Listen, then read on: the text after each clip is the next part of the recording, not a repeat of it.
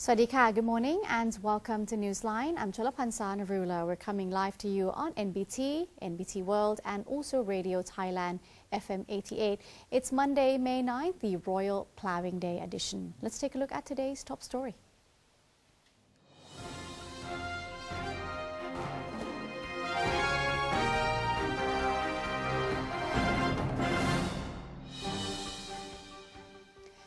In today's first story, the government has eased critics' concerns about its plan to inject a big budget into the promotion of business startups, saying that the policy actually aims to create business sustainability. Government spokesperson Major General Sansern Kao Kamnerd explained the startup policy was issued out of the government's intention to strengthen all types of business through integration of technologies and innovation, which will pave the way for development of value-adding products in the future. Major General Sansern affirmed that the government would never neglect existing SMEs, which number more than 2 million, as they have a vital role in the country's employment. Existing SMEs will be grouped in line with their expertise so that the government can arrange for efficiency enhancement programs that suit the nature of the businesses. To raise the country's competitiveness and financial status, small-scale enterprises, which represent 99.5% of SMEs, will be upgraded to medium-scale ones. Medium-sized businesses, which account for 0.5% and influence the GDP, will be elevated to large-scale ones. The chairman of the Constitution Drafting Commission, or CDC, is not worried about movements of people who oppose the new draft charter. CDC Chairman Michai Richupan said that he does not feel any pressure from any movement preparing to disrupt the charter drafters' planned trips to explain key information of the draft constitution, especially in areas which are known to be politically sensitive. Mr. Michai said that prior to any seminar or event, the CDC will need to request permission from the National Council for Peace and Order, which will ensure that everything is under control and in order.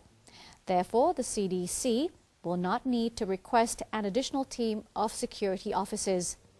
The CDC chairman stated that the charter drafters will do their best to explain the draft charter to people across the country and are preparing documents that will help volunteers carry out the task, as well as setting up a team to man a call center to assist the mission. Nevertheless, Mr. Michai conceded that he is worried about possible misunderstandings among the people, even after the nationwide trips being made to explain the draft constitution. Consumers have flocked to another major event of the year, where a variety of products with attractive deals have been made available.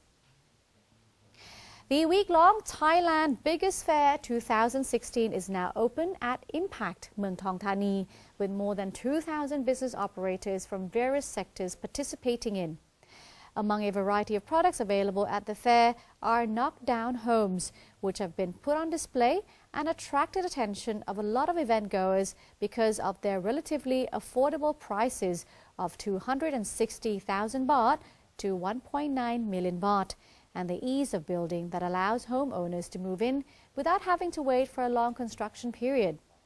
The food and beverage zone has been another hot attraction, as the organizers have presented this section in the formats of floating market and all-style market, where famous delicacies from all regions of Thailand and popular meals and desserts can be easily enjoyed.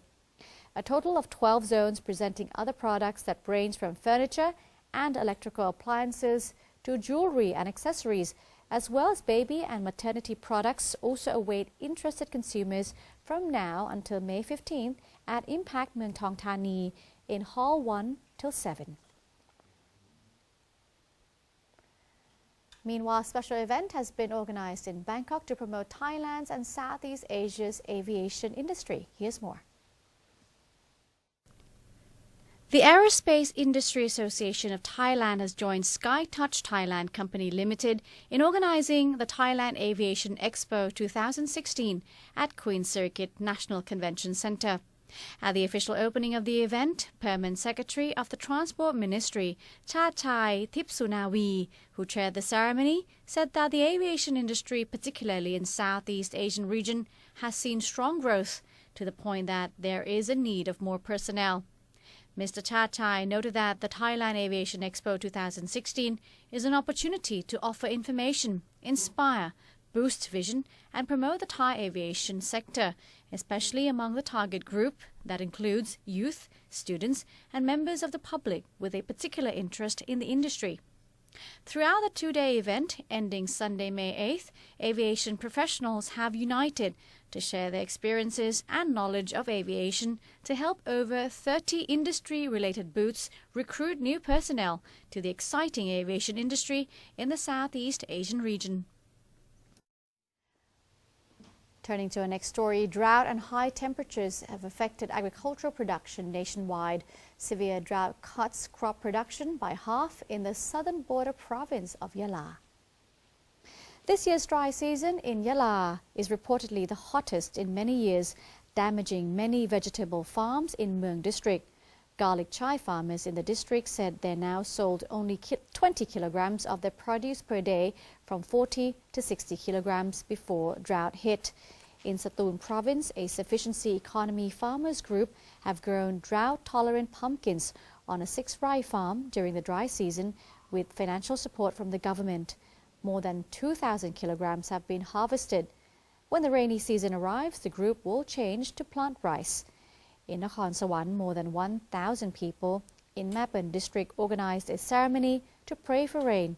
The local people there, most of them migrating from the northeast, believe that the ceremony, which also marks the beginning of the crop season, will help make the rainfall. A massive fire broke out on Doi Suthep in Chiang Mai province on Sunday. According to firefighters, the situation is now 80% under control. Witnesses said that the fire started around 5 p.m. on Sunday on Doi Khun Chang Kien. More than 100 firefighters have been mobilized and are working around the clock to bring the situation under control. The blaze and smoke can be spotted from afar. Although the situation is 70 to 80% under control, the Northern Royal Rainmaking Centre said it would today launch a rainmaking operation in order to extinguish the fire completely. In addition, Phuping Palace and Wat Prathat Doi Suthep are heavily guarded by officers and local volunteers in order to prevent possible damages. The cause of the fire is still under investigation. Let's now go over to Buriram province. There's a lot happening there in Buriram, so much so that its airport is about to go through renovations to handle more incoming passengers, while further stepping up to welcome international flights as well. Kun Panot Sinsap reports. Attention please, this is the final call for Nok Air Flight DD9609 to Don Mueang International Airport, which is now boarding at gate number 1. Please board at gate number 1. Thank you. Over the past few years, Buriram has experienced an incredible growth in airport passengers traffic, and this year, even more are expected. It's largely thanks to the recently established world-class racing circuit and a rising star football team and other extraordinary events that visitors are keen to come to in this vibrant, revitalized Thai city. However, the director says the airport is rather limited at present, especially with a shortage of aircraft parking spaces, and it needs to expand. We normally accommodate around 10,000 passengers. Until 2014, we received 17,000. Then in 2015, we received 117,000 passengers, and we're expecting at least 150,000 this year. The airport first opened in 1997 and has always remained a domestic airport that operates 3 to 4 days a week. But now, with increased traffic, along with continuous requests for charter flights and visits by members of the royal family, the airport plans to build more taxiways, add plane parking spaces, and expand passenger terminals. This renovation will cost the state 205 million baht, but once done, the airport's capacity will double. The airport also aims to raise itself to the level of a customs airport, thereby allowing international charter flights to land. Currently, we have roughly 25% international visitors coming through this airport, and we have been asked if international flights could fly directly to us because many car companies, racers, football players, and tourists would like to visit the city and fly in direct on charter flights. As we can accommodate only domestic flights, it's inconvenient for visitors as they have to transfer flights or land in Bangkok first and then come on to us. Their racing cars, motorbikes, and other equipment needed here will have to be put on trucks in Bangkok instead of being on an aircraft able to land here and be close to the stadium. By stepping up to become a custom airport and then an international airport in the future, we will better facilitate visitors. Mr. Somai said the documentation is currently underway, and within about a year, the airport will be declared a customs airport and would start accepting international charter flights. Panot Seasonsap, NBT World, Buriram. And let's have a look at the exchange rates and commodity prices, and then ASEAN News is coming up next.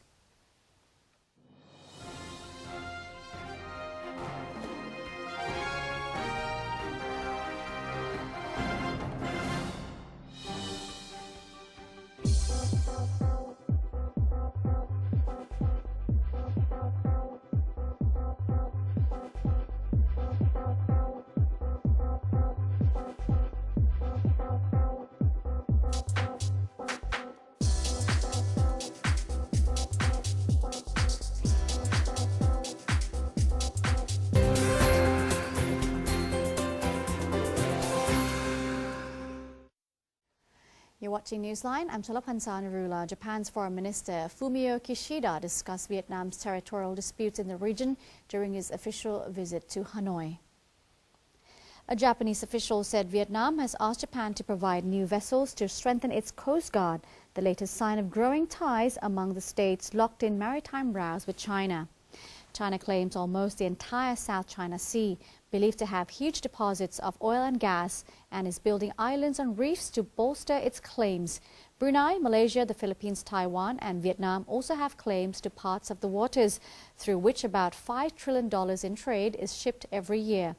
Tokyo has no claims in the waterway, but worries about China's growing military reach into sea lanes, through which much of Japan's shipborne trade passes. Kishida also met Foreign Minister Pham Binh Minh to discuss environmental projects and other means of cooperation. He said Japan will help Vietnam alleviate the consequence of drought and seawater intrusion in the Mekong Delta, where water levels have dropped to their lowest since 1926.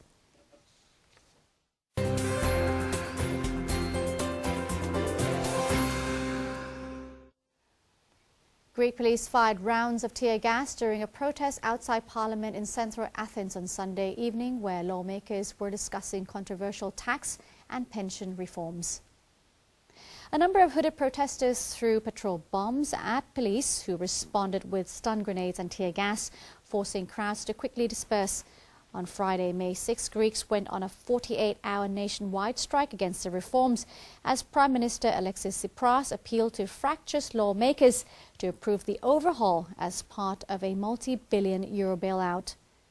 Lowering its annual pension bill, one of the most expensive in the Eurozone, is a condition for Athens to qualify for fresh installment of the latest international bailout that is worth up to 86 billion euros, which it agreed a year ago with its EU partners. The proposed legislation would raise social security contributions, increase income tax for high earners, and introduce a new national pension. It will also gradually phase out a top-up pension for low earners. Emergency workers passed out flyers to evacuees of the massive Canadian wildfire around Fort McMurray in Lachlan Beach, Canada, on Sunday. The small hamlet, about 3 hours south of Fort McMurray, has taken in about 4,000 evacuees from the fire that sent nearly 90,000 people fleeing for safety. The wildfire, scorching through Canada's oil sands region in northeast Alberta, has razed entire neighborhoods in the city. The blaze, in its 7th day and now the size of Mexico City, is moving away from the city and oil sands facilities. Thousands of evacuees are camped out in nearby towns, but stand little chance of returning soon, even if their homes are intact. The city's gas has been turned off, its power grid is damaged, and the water is undrinkable. Provincial authorities said displaced people would be better off driving to cities such as Calgary, 655 kilometers to the south, where health and social services were better. Thousands of pigeons with tiny lights strapped to their legs swooped through the darkening skies in a jaw-dropping display of beauty, but savvy New Yorkers gazing up at the performance aren't new enough to keep their mouths shut. As evening fell over the Brooklyn Navy Yard, once home to the nation's largest naval fleet of carrier pigeons, artist Duke Riley opened an enormous coop and released the homing pigeons of his fly-by-night project. At the call of his whistle, the massive flock took off and circled for 30 minutes over the deck of their temporary home on a decommissioned U.S. Navy ship, following a bamboo pole waved in the air by Riley. What looked like airborne embers swirling from a campfire was actually LED lights in the birds' leg bands, which historically were used to carry messages. Riley's flock includes a variety of specially trained pigeons, some of his own, others purchased or borrowed from pigeon fanciers. After the project ends, Riley will keep many of them as his pets. Interesting indeed. And that's all the time we have for today's edition of Newsline. Thank you very much for joining us. Our email address is newsline.nbt@gmail.com. So if you do have any comments or suggestions, please feel free to write to us. Today we say goodbye with the Chong Chang tune, a live eco museum in Drought province. I'm Cholapan Sanarula. We'll see you tomorrow on Newsline. Sawasdee ka.